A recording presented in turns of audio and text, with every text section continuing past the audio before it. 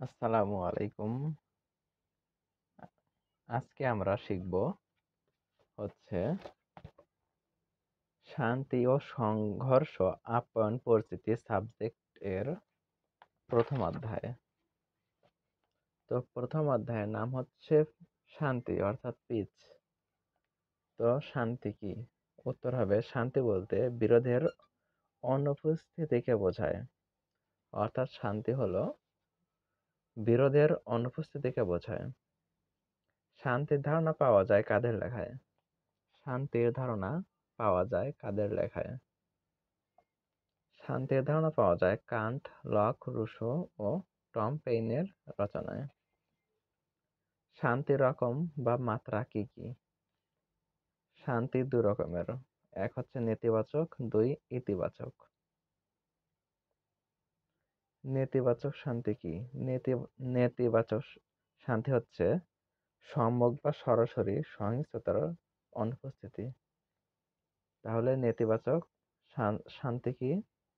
নেতিবাচক শান্তি হচ্ছে সম্যক বা সরাসরি সহিংসতার অনুপস্থিতি। আর ইতিবাচক শান্তি হলো পরোক্ষ ও কাঠামোগত সহিংসতার অনুপস্থিতি।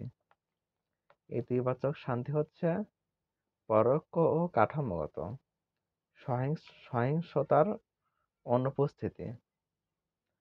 আর নেতিবাচক শান্তি হলো সম্যক বা সরাসরি সহিংসতার অনুপস্থিতি। নেতিবাচক হচ্ছে সম্যক বা সরাসরি সহিংসতার অনুপস্থিতি। Peace in prime force in human behaviour, এটি কিসের ধারণা? Peace in prime force in human behaviour, এটা কিসের ধারণা? এটি একটি বিশ্বজনীন ধারণা। এটি হচ্ছে বিশ্বজনীন ধারণা। পিচ শব্দটি কোথা থেকে এসেছে? পিচ শব্দটি ল্যাটিন প্যাক্স, PAX শব্দ থেকে এসেছে। তাহলে পিচ শব্দটি এসেছে প্যাক্স থেকে। পিচ শব্দটি কোন ভাষা থেকে এসেছে? তাহলে প্যাচ ভাষা থেকে এসেছে, আর এটি হচ্ছে ল্যাটিন ভাষা। ওয়ার অ্যান্ড পিচ গ্রন্থের লেখককে? ওয়ার অ্যান্ড পিচ গ্রন্থের লেখক হচ্ছে Leo Tolstoy. Leo Tolstoy. War and peace গ্রন্থের লেখক লিও টলস্টয়। ল্যাটিন প্যাক্স শব্দের অর্থ কি? প্যাক্স প্যাক্স শব্দের অর্থ নৈরাজ্য থেকে মুক্তি। ল্যাটিন প্যাক্স শব্দের অর্থ হচ্ছে নৈরাজ্য থেকে মুক্তি। শান্তি রক্ষা কি? শান্তি রক্ষা হচ্ছে সংঘাতপূর্ণ স্থানে জাতিসংঘের তথা শান্তি সংঘর্ষের তত্ত্বাবধানে রাজনৈতিক পরিস্থিতি মোকাবিলার সহায়তা।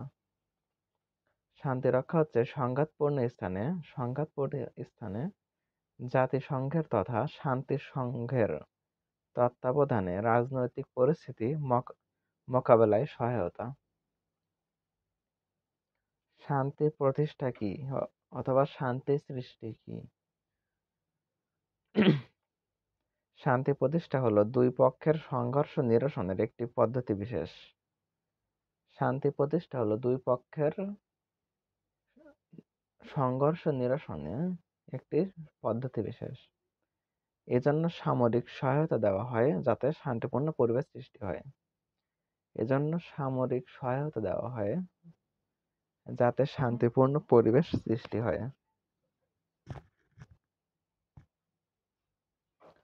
শান্তি তৈরি বা বিনির্মাণ কি?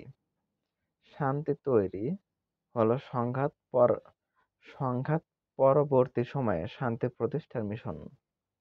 এজন্য প্রয়োজনে কাঠামো পরিবর্তন আনা হয়। এ সময় প্রতিষ্ঠান তৈরির উপর জোর দেওয়া হয় যাতে পুনরায় সংঘাতের পরিবেশ ফিরে না আসে।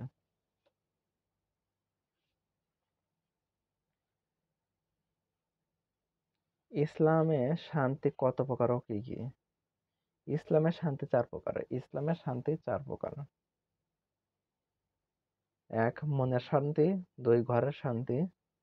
তিন, সমাজের শান্তি। চার, বিশ্ব শান্তি। তাহলে ইসলামের শান্তি হচ্ছে চার প্রকার। এক, মনের শান্তি। দুই, ঘরের শান্তি। তিন, সমাজের শান্তি। চার, বিশ্ব শান্তি। দুটি শান্তি তত্ত্বের নাম লিখো। ইসলামের শান্তি প্রতিষ্ঠায় গৃহীত দুটি পদক্ষেপের নাম লেখো। ইসলামের শান্তি প্রতিষ্ঠায় গৃহীত দুটি পদ্ধতির নাম লেখো। পদ্ধতি ১, শান্তি বিঘ্নকারী উপাদান অপসারণ। শান্তি বিঘ্নকারী উপাদান অপসারণ। ২, শান্তি স্থাপনকারী উপাদান প্রতিষ্ঠা করা। শান্তি বিঘ্নকারী উপাদান অপসারণ। ২, শান্তি স্থাপনকারী উপাদান প্রতিষ্ঠা করা। দুটি শান্তি তত্ত্বের নাম লিখো। দুটি শান্তি তত্ত্বের নাম: গণতান্ত্রিক শান্তি তত্ত্ব ও উদারপন্থী শান্তি তত্ত্ব। ১, গণতান্ত্রিক শান্তি তত্ত্ব। ২, উদারপন্থী শান্তি তত্ত্ব। দুজন আধুনিক শান্তিবাদী পণ্ডিতের নাম লিখো। দুজন আধুনিক শান্তিবাদী পণ্ডিতের নাম লিখো। ১ হচ্ছে রেমন্ড অ্যারান। ২, জোহান গালটুং। দুজন প্রখ্যাত শান্তিবাদী পণ্ডিত। তাহলে দুজন আধুনিক শান্তিবাদী পণ্ডিতের নাম: ১ হচ্ছে রেমন্ড অ্যারান ও ২, জোহান গালটুং। দুজন প্রখ্যাত শান্তিবাদী পণ্ডিত। আলোহা কি? আলোহা শান্তিকে হাওয়াই ভাষায় আলোহা বলে। শান্তিকে হাওয়াই ভাষায় আলোহা বলে। আলোহা কি? শান্তিকে হাওয়াই ভাষায় আলোহা বলে। সন্ত্রাস। সন্ত্রাস হলো পাপপূর্ণ অথবা অবাঞ্ছিত অবস্থা। সন্ত্রাস কি? সন্ত্রাস হলো পাপপূর্ণ অথবা অবাঞ্ছিত অবস্থা। গণতান্ত্রিক শান্তির ধারণা কি? গণতান্ত্রিক শান্তির ধারণার মূল কথা হলো গণতন্ত্র কখনো অন্য কোনো গণতন্ত্রের সাথে সশস্ত্র সংঘাতে জড়ায় না। গণতান্ত্রিক শান্তির ধারণা হচ্ছে গণতান্ত্রিক শান্তির ধারণার মূল কথা হলো গণতন্ত্র কখনো অন্য কোনো গণতন্ত্রের সাথে সশস্ত্র সংঘাতে জড়ায় না। উদারপন্থী শান্তির ধারণার উপাদানগুলো কি কি? গণতন্ত্রায়ন, আইনের শাসন, মানবাধিকার প্রতিষ্ঠা করা, উন্মুক্ত বিশ্বজনীন বাজার প্রতিষ্ঠা এবং নব্য উদারপন্থী উদারবাদী নিয়ন্ত্রণ প্রতিষ্ঠা করা।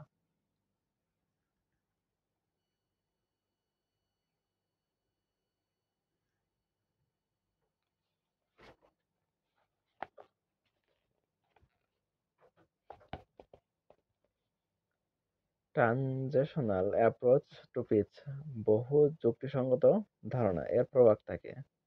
ট্রান্সরেশনাল অ্যাপ্রোচ টু পিস এর প্রবক্তা হচ্ছে ডায়েটরিচ। তাহলে ট্রান্সরেশনাল ডায়েটরিচ হচ্ছে এর প্রবক্তা। ডায়েটরিচ কত সালে বহু যুক্তিসঙ্গত তত্ত্ব প্রদান করেন? ২০০৮ সালে। শান্তির ক্রিয়া ধারণা তত্ত্বের কয়েকজন তাত্ত্বিকের নাম লেখো। শান্তির ক্রিয়া ধারণা তত্ত্বের কয়েকজন তাত্ত্বিকের নাম লেখো। তার মধ্যে ১ হচ্ছে মার্টিন সুবিক, মর্টর ক্যাপলান, রিকার রেসিং প্রমুখ। মার্টিন সুমিক, মর্টর ক্যাপলান, রিকার ও লেসিং প্রমুখ। শান্তিকে কয় ভাগে ভাগ করা যায়? ওকে কি? শান্তিকে 4 ভাগে ভাগ করা যায়। শান্তিকে 4 ভাগে ভাগ করা যায়। ১ হচ্ছে cold peace, hot peace, negative peace, positive peace. তাহলে শান্তিকে 4 ভাগে ভাগ করা যায়। ১ হচ্ছে কোল্ড পিচ, হট পিচ, নেতিবাচক পিচ, ইতিবাচক পিচ। ডায়েটরিচ কত সালে বহু যুক্তিসঙ্গত তত্ত্ব প্রদান করেন?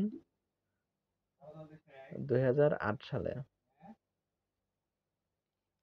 হট পিচ কি?